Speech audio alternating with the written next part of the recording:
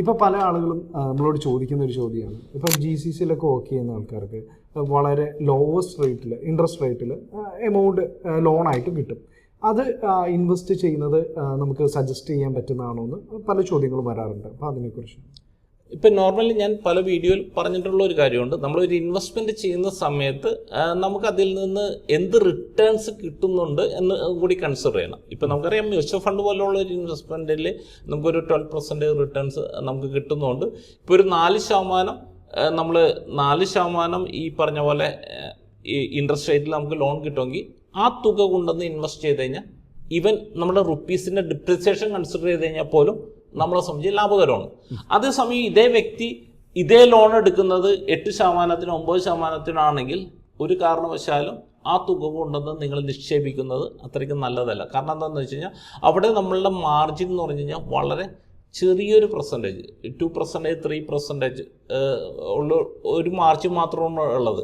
അപ്പോൾ അങ്ങനത്തെ ഒരു സിനാരിയോ ആണെങ്കിൽ അത് നമുക്ക് ചെയ്യാൻ നമ്മൾ സജസ്റ്റ് ചെയ്യാവുന്ന ഒരു മെത്തേഡല്ല. പക്ഷേ ഇതൊരു ലോങ് ടൈമിലേക്കാണ് അവർ ഇൻവെസ്റ്റ് ചെയ്യുന്നെങ്കിലോ? 8% 9% ഇൻട്രസ്റ്റിലാണെങ്കിൽ ഒരു 5 വർഷം കൊണ്ട് തീർക്കുന്നു എന്ന് വിചാരിക്കാം. പക്ഷേ ഇവർ ഇൻവെസ്റ്റ് ചെയ്യുന്നത് ഒരു ലോങ് ടൈമിലേക്കാണെന്നുണ്ടെങ്കിൽ ഇപ്പം നോർമൽ സിറ്റുവേഷനിൽ ഈ ഇൻവെസ്റ്റ്മെൻറ്റിൻ്റെ കേസിൽ ഇപ്പം ലോൺ ചില ആൾക്കാർ, അത് ഓരോ ആൾക്കാരുടെ മെൻറ്റാലിറ്റിയുടെ ഒരു ചെറിയൊരു വ്യത്യാസമുണ്ട്.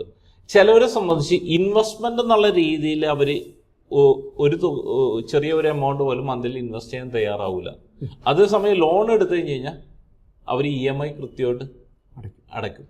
അപ്പോൾ അങ്ങനത്തെ മെൻറ്റാലിറ്റിയുള്ള കുറേ ആൾക്കാരുണ്ട്. അപ്പോൾ അവരെ സംബന്ധിച്ച് വേണമെങ്കിൽ അവർക്ക് ലോൺ എടുത്തിട്ട്, കാരണം എന്തെങ്കിലും സമ്പാദ്യം വേണമെന്നുണ്ടെങ്കിൽ ഈ പറഞ്ഞ ലോൺ എടുത്തിട്ട് വേണമെങ്കിൽ ഇൻവെസ്റ്റ് ചെയ്യാം. ഈ പറഞ്ഞ ലോങ്ങർ ടൈമിലാണെങ്കിൽ അവർക്ക് ഈ പറഞ്ഞ EMI കൃത്യമായിട്ട് അടച്ചുകൊണ്ട് പോകാനുള്ള കപ്പാസിറ്റി വേണം. അതേസമയം മറ്റ് ഒരു കാറ്റഗറി ഉണ്ട്, അവരെ സംബന്ധിച്ച് ലോൺ എടുക്കേണ്ട കാര്യമില്ല. അവർക്ക് വേണമെങ്കിൽ ആ ഒരു എമൗണ്ട് വേണമെങ്കിൽ SIP വഴി ലോണിലേക്ക് അടക്കുമ്പോൾ ഒരു EMI അടക്കണമല്ലോ, ആ EMI തുക SIP വഴി അവർക്ക് ഇൻവെസ്റ്റ് ചെയ്യാം. അപ്പോൾ ലോൺ എന്ന് പറഞ്ഞൊരു, പക്ഷെ അത് ചിലവരെ സംബന്ധിച്ച് ചിലവർക്ക് ഈ ലോൺ എന്തെങ്കിലും ലയബിലിറ്റി വന്നു കഴിഞ്ഞാൽ മാത്രമേ അവർ തിരിച്ചടക്കുകയുള്ളൂ. ഇൻവെസ്റ്റ്മെൻറ്റിന് വേണ്ടി അവർ ഒന്നും ചെയ്യില്ല. ഇപ്പോൾ നമ്മളിപ്പോൾ ഉദാഹരണത്തിന് ഇപ്പോൾ ഒരു എക്സാമ്പിൾ പറഞ്ഞു കഴിഞ്ഞാൽ, ഇപ്പോൾ ഞാനിപ്പോൾ ഒരു കാറ് ഉണ്ടെന്ന് വിചാരിച്ചോ, അതിൻ്റെ EMI 50,000 രൂപ അടക്കണമെന്ന് വിചാരിച്ചോ. ഈ 50,000 രൂപ ഞാൻ ഈ പറഞ്ഞ പോലെ 60 മാസം 70 മാസം കൃത്യമായിട്ട് അടക്കും.